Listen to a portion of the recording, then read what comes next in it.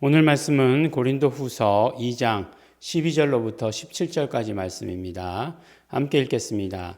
내가 그리스도의 복음을 위하여 드로아의 이름에 주 안에서 문이 내게 열렸으되 내가 내 형제 디도를 만나지 못하므로 내 심령이 편치 못하여 저희를 작별하고 마게도냐로 갔노라. 항상 우리를 그리스도 안에서 이기게 하시고 우리로 말미암아 각처에서 그리스도의 아는 냄새를 나타내시는 하나님께 감사하노라. 우리는 구원 얻는 자들에게나 망하는 자들에게나 하나님 앞에서 그리스도의 향기니 이 사람에게는 사망으로조차 사망에 이르는 냄새요 저 사람에게는 생명으로조차 생명에 이르는 냄새라. 누가 이것을 감당하리요? 우리는 수다한 사람과 같이 하나님의 말씀을 혼잡하게 하지 아니하고 곧 순전함으로 하나님께 받은 것 같이 하나님 앞에서와 그리스도 안에서 말하노라. 아멘. 네, 오늘 말씀을 보니까 어떤 계획이 있었던 것처럼 사도 바울에게 어떤 계획이 있었던 것이 느껴집니다.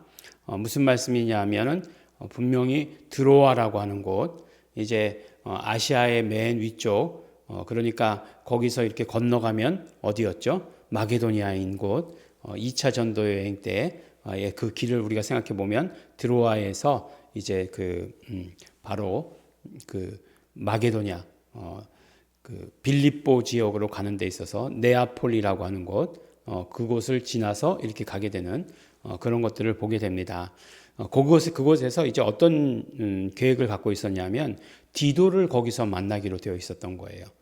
근데 이제 디도를 만나기로 되어 있었다는 것까지는 알지만 왜 만나기로 되어 있는지는 기록되어 있지 않죠. 네, 그렇습니다. 이제 그 사도 바울이 고린도 교회에 편지를 보냈다는 거예요. 근데 편지를 보냈는데 이 편지에 대한 회신을 기다리고 있었다는 거예요. 근데 이 편지를 누가 가지고 갔느냐? 디도가 가지고 갔다라고 이렇게 되어 있습니다. 근데 그 보낸 편지가 어떤 편지냐? 우리가 고린도전서에서 본 것처럼 굉장히 준엄하고 그 다음에 이제 교훈적인 그런 또한 책망도 있는 그런 편지를 보냈다는 거예요. 또 보면은 사도 바울의 항상 그 아킬레스건과 같은 것이 무엇이죠? 사도권에 대해서 뭔가 이렇게 침해를 받는 것, 그런 것들 아니겠습니까? 그것으로 인해서 뭐 권위나 이런 어떤 위험이 떨어지는 것들, 이런 것들이 항상 문제가 되었는데, 그래서 이제 편지를 보낸 거죠. 근데 편지를 회신을 들고 와야 되는 사람이 누구냐? 디도예요. 근데 뭐 그 당시에 이렇게 뭐 열차가 몇 시 몇 분에 출발하면 몇 시 몇 분에 도착하고 뭐 그런 시대가 아니잖아요. 뭐 길을 걸어야 되고 이 걷는다라고 하는 것, 예, 날씨가 어떠냐에 따라서 또 뭐 이게 완전히 다른 것 아니겠습니까? 자연 환경에 따라서 뭐 달라지는 거니까 아마 어느 날 정도에 드로아에서 만나기로 했는데 만나지 못한 것 같아요.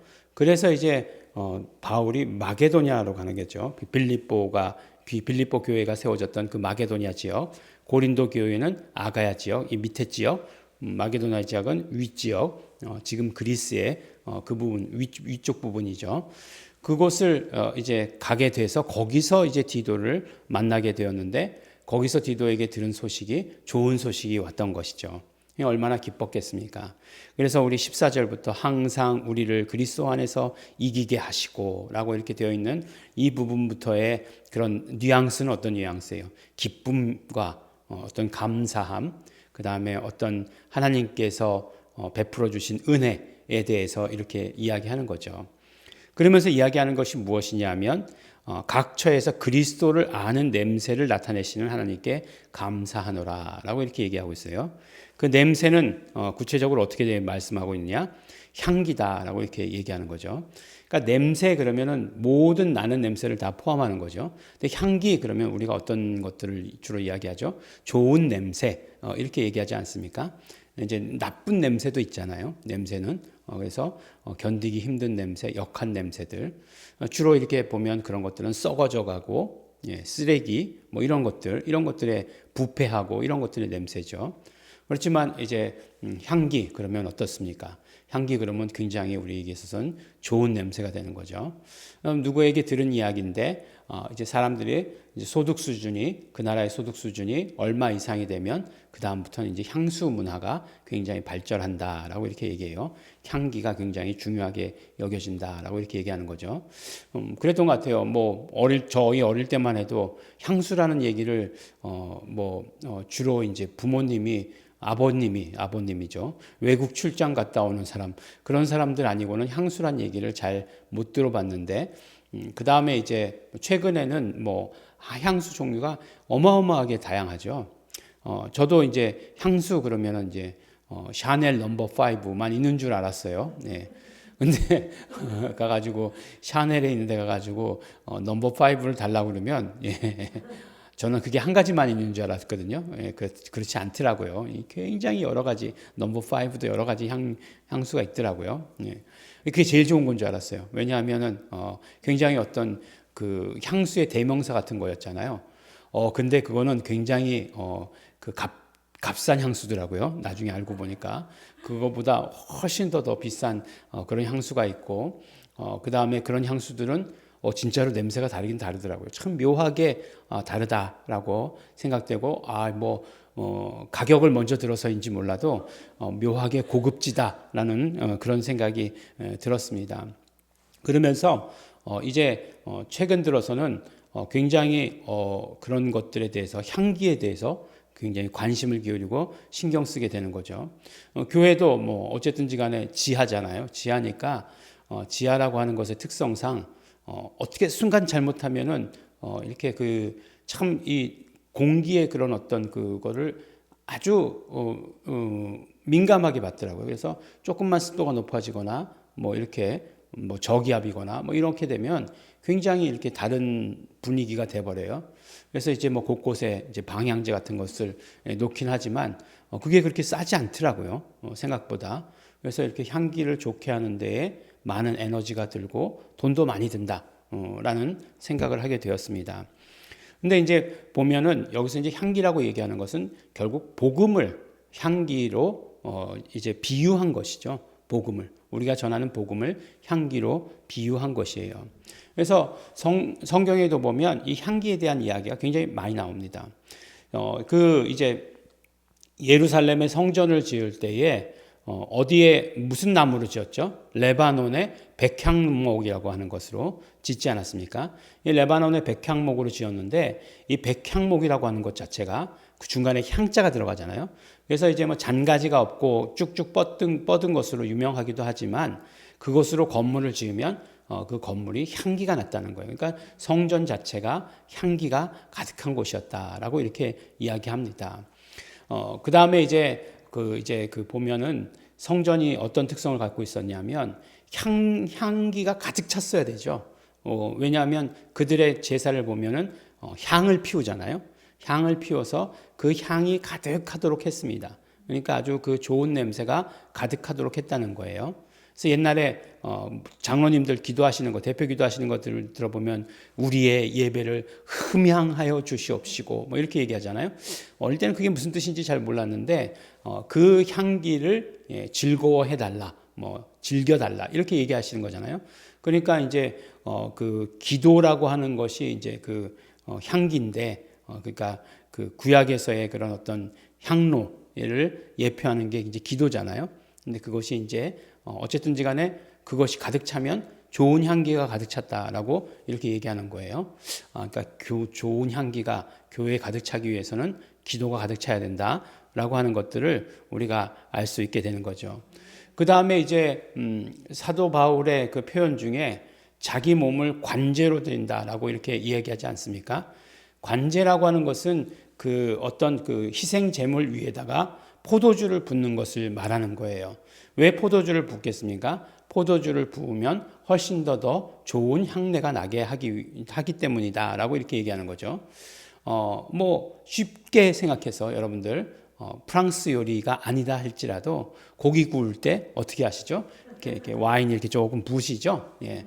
안 그러시나요? 그러면 이제 잡내도 다 사라지고 또 포도주의 고유한 어떤 향기가 있잖아요. 그래서 그것이 이제 스며들게 되지 않습니까? 그래서 이제 관제라고 하는 건 이제 그렇게 생각하시면 편하죠. 예, 그것이다 이렇게 생각하시는 맛이고. 그래서 보면 성전과 성전에서 드리는 모든 예식 가운데 이런 향기는 굉장히 중요해요. 그 다음에 이제 또 이 향기에 대해서 이야기할 때 가장 우리 신약에서 대표적인 그런 사건이 있죠. 뭐죠? 마리아가 바로 나드 향유, 값비싼 그 향유 옥합을 깨트려서 예수님 발에 붓고 자기 머리로 닦은 그런 행위가 있었죠.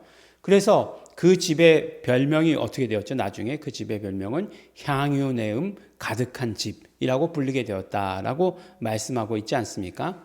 그렇겠죠. 말씀드렸듯이 이 향기가 이렇게 그 비싼 거일수록 굉장히 진하고 그 다음에 오래 간다는 거죠. 예, 그러니까 좋은 향수는 보니까 이게 뭐 뿌릴 때만 냄새가 나는 게 아니라 아주 하루 종일 그 냄새가 온몸에서 나더라고요. 예, 그래서 이런 게 좋은 거구나라고 하는 것. 예, 그렇다고 해서 아주 좋은 거 해보지도 못했습니다. 예. 그래서 그 향유 옥합을 이렇게 이야기하고 있어요. 동방박사의 예물 가운데 뭐가 있었죠? 황금과 모략과 유향이 있었잖아요. 거기서도 향품이 있었죠.